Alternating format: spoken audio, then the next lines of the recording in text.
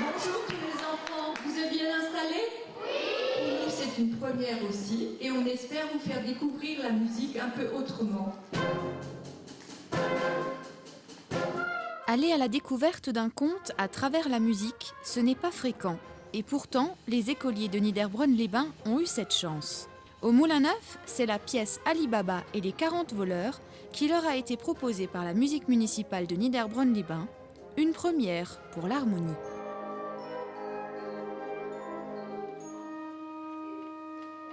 Ce qui a été présenté aujourd'hui, c'est le concert d'Ali Baba. Donc ça avait deux fonctions. Déjà une fonction de leur faire écouter l'histoire et en même temps d'entendre un orchestre jouer en direct avec une histoire racontée en direct également. Les choses se sont déroulées différemment pour les deux frères. Près d'une trentaine de musiciens étaient sur scène, devant l'œil et les oreilles attentives de plus de 300 enfants. À l'écoute, les écoliers boivent les paroles de la narratrice, accompagnées de l'harmonie municipale.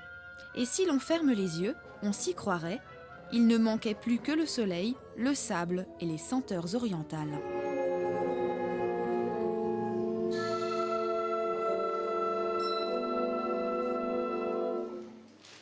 Ali Baba fut pris d'une grande stupeur à la vue de cette magie. Ces amours toi, que d'étranges mots, je dois m'en rappeler, se dit-il. Mais que peut-il bien y avoir dans cette caverne? César, ouvre-toi, mais la porte ne s'ouvrit pas.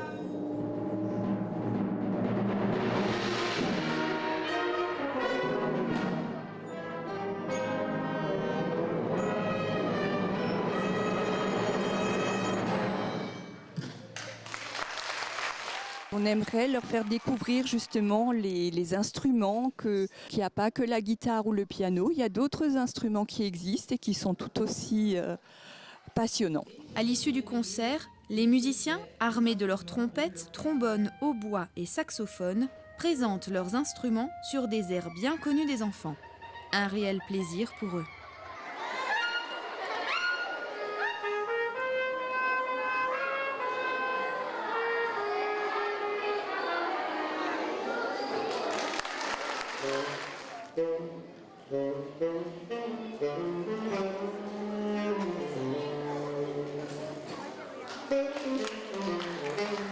Cette première intervention est une réussite. Elle aura peut-être suscité quelques vocations chez les enfants.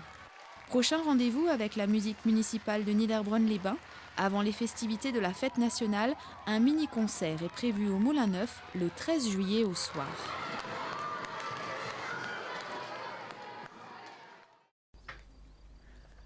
La communauté de communes du pays de Niederbronn-les-Bains organisait une journée porte ouverte au Pays des Vergers le samedi 18 juin. Annulée à Gumbrechtshofen, ce sont les arboriculteurs de Reichshofen et Niederbronn-les-Bains qui accueillaient finalement les visiteurs, ainsi que M. Schneider dans son verger à Oberbronn. Les visites ont permis aux amateurs de poser des questions pour l'entretien de leurs arbres. C'est généralement des gens qui ont déjà des vergers et qui viennent se renseigner sur certaines variétés, sur la forme des arbres. On peut avoir toutes les formes d'arbres. Ici, on a à peu près toutes les formes. Là, on a des grands, parce que en général, en ce moment, les terrains ne sont plus tellement grands. Donc, les hauts tiges ou demi-tiges, on ne peut plus en mettre. Donc, il faut se rabattre sur les basses tiges ou sur les espaliers ou sur sa forme pilar. La forme pilar est horizontale. La veille, ce sont les écoliers qui ont visité les vergers. Compost, pucerons et plantes aromatiques font partie de la découverte.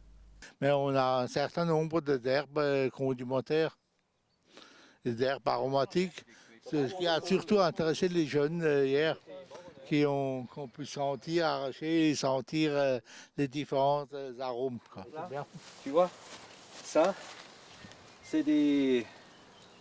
Bernard, comment on dit, c'est des pucerons. Regarde un peu, là, tu vois, ça bouge. Oui. Hein, oui, c'est assez un puceron. C'est assez un puceron. Et ça, ça mange il pique dans les feuilles. Et puis après, il suce la sève. L'objectif est de susciter des vocations, car les jeunes manquent chez les arboriculteurs. À passer quelques instants au Pays des Vergers, on apprend plein de choses grâce aux passionnés qui transmettent leur savoir avec plaisir. Collège Françoise Dolto, Reichshofen, jeudi matin, 8h30. La pression monte pour les troisièmes de l'établissement, confrontés à leur premier examen, le diplôme national du brevet. Bonjour, pas trop stressé? Non. Ce matin, épreuve de français. L'épreuve de mathématiques aura lieu l'après-midi. Je compte sur vous pour faire du mieux possible, pour certains, pour d'autres je m'inquiète moins. Le français, tout le monde peut y arriver. Lire un texte, répondre à des questions, c'est pas compliqué. Le brevet en lui-même est composé de plusieurs épreuves. Aujourd'hui et demain, ce sont les épreuves écrites. Et on a également organisé fin avril les épreuves orales d'histoire des arts. Première étape avant la distribution des sujets, les formalités administratives, vérification des convocations et de la carte d'identité. Les élèves sont déjà concentrés, prêts pour rendre les meilleures copies. Donc là nous abordons la première partie de l'épreuve, donc questions et réécriture, donc vous allez composer jusqu'à 10h15. On essaye de limiter le nombre d'élèves par salle pour qu'ils soient dans de bonnes conditions pour composer. Donc chez nous ici au collège, ils sont en moyenne 14 par salle.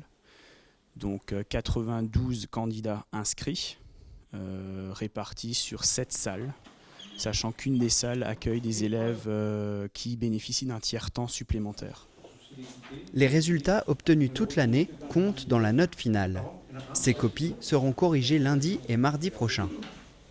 En 2017, le brevet changera quelque peu, plus de matières seront à l'examen. Le sujet, c'était que nous apporte l'art. Et je pense que ça s'est bien passé. C'était un peu compliqué au début de trouver des idées et surtout les exemples, mais sinon ça allait. C'était assez simple parce que l'art, il y a beaucoup de choses à dire. Que ce soit l'art visuel, du cinéma, de la musique, de la littérature. Il y a énormément de choses à dire, donc moi c'est allé plutôt assez vite. Le sujet 2, il était compliqué, donc j'ai pris le sujet d'imagination. Les résultats de cette année seront connus le 8 juillet, visibles gratuitement sur le site du rectorat. Le samedi 25 juin, les élèves seront au collège pour les portes ouvertes et les représentations des collégiens talentueux.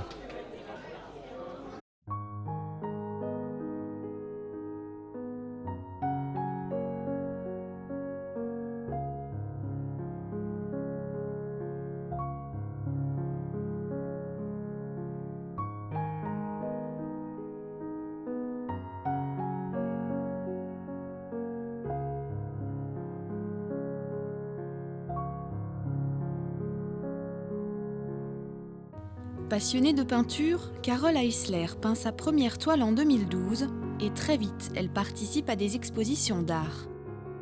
En 2013, elle décroche le premier prix à Reichsart, le point de départ de cette grande aventure artistique où pleuvent les distinctions.